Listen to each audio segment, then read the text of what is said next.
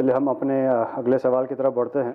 नमस्कार, ये मेरा दूसरा क्वेश्चन है कि कभी कभी मैं सपने में देखता हूँ कि मैं बहुत हाइट पे हूँ और इतनी हाइट से ऐसा लगता है कि गिरूंगा तो क्या होगा, तो ऐसा लगता है कि सपना टूट जाए। सपने में ऐसा फील होता है कि सपना टूट जाए, और जब वो सपना टूटता है तो बहुत राहत फील होती है कि थैंक गॉड सपना टूट गया। Thank you. ये इन भाई साहब का दूसरा सवाल है। इन्होंने इससे पहले भी सवाल किया था जो सपने से रिलेटेड ही था, शायद इन्हें दोबारा याद आ गया अपने सपने के बारे में।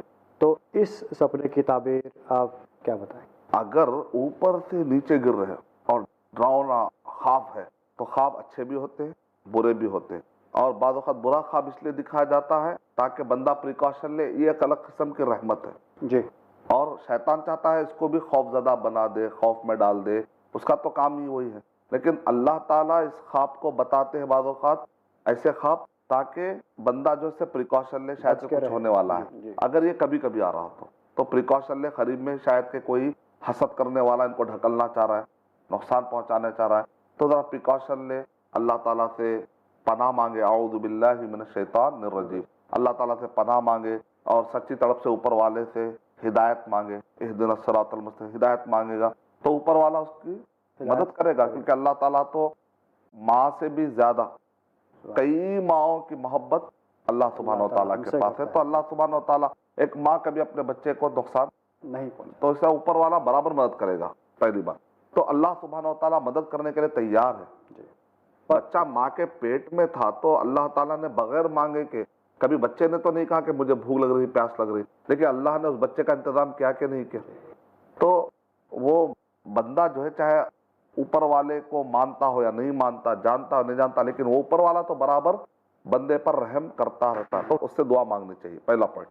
दूसरा पॉइंट ये है कि अगर वो बार बार हो रहा तो कंफर्म होता है कि जादू और जिन की वजह से होता है। क्योंकि जिन और जादू का जिसको पोजेस होता है उसका मकसद ही होता है इसको डराना जी, ताकि वो काम छोड़ दे या वो काम छोड़ दे, वो कारोबार छोड़ दे। तो अब इससे निकलने का रास्ता क्या है?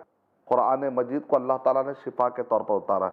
और ये कुरान मजीद कुवैत के अंदर बहुत सारे मुसलमान भाई, बहुत सारे गैर मुस्लिम भाइयों को जो पोजेस थे, जिनसे परेशान थे, जादू से परेशान थे, जब कुरान मजीद पढ़ा गया तो उनके अंदर जो हरकतें हो रही थी ना, चाहे वो मुसलमान थे चाहे वहाँ के गैर मुस्लिम भाई थे, सब पर असर हो रहा था।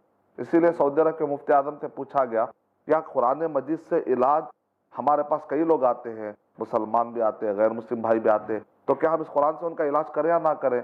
तो शेख इब्न बाज़ रहमतुल्लाह अलैह ने कहा कि तुम सबका इलाज करो, सब इंसानों को फायदा पहुंचाओ। हो सकता है कि इस कुरान मजीद से वो शिफा पाकर उनको इससे एहतराम बैठे और वो हकीकी अल्लाह सुब्हानहू व तआला के बारे में गौर व फिक्र करे। हो सकता ऐसा, क्योंकि हम कैसा तय कर ले कि हम ही ऊपर वाले को जान सकते हैं और बाद वाला आदमी आकर उसको नहीं जान सकता। तो वहां पर आयत कोट की शेख इब्न बाज़ रहमतुल्लाह अलैह ने, या अय्युहन नासु क़द जाअतकुम मौइज़तुम मिर रब्बिकुम व शिफ़ाउन लिमा फ़िस सुदूर। या अय्युहल्लज़ीना आमनू है या अय्युहन नासु है, या अय्युहन नासु, नास माने ऐ लोगो, तुम्हारे पास कुरान आ चुका है, मौइज़ा आ चुका है, तुम्हारे लिए शिफा की किताब आ चुकी है।